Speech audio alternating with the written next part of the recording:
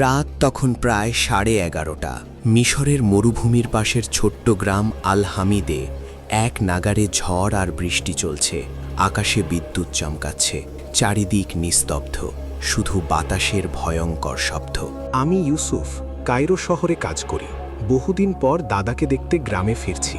মা বলেছিল দাদার শরীর খুব খারাপ, তিনি নাকি বারবার আমার নাম ধরে ডাকছেন। স্টেশনের বাইরে একটা পুরনো ঘোড়ার গাড়ি দাঁড়িয়েছিল।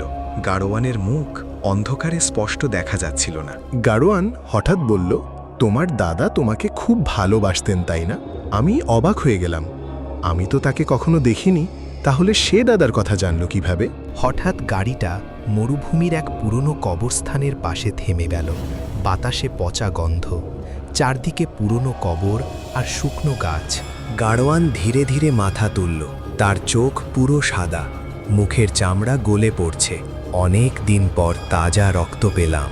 আমি প্রাণ বাঁচাতে মরুভূমির দিকে দৌড়াতে শুরু করলাম। পিছন থেকে সেই ভয়ঙ্কর প্রেত আমার নাম ধরে চিৎকার করছে। আমি একটা পুরনো কবরের পাশে লুকিয়ে পড়লাম। ঠিক তখনই কেউ আমার কাঁধে হাত রাখল।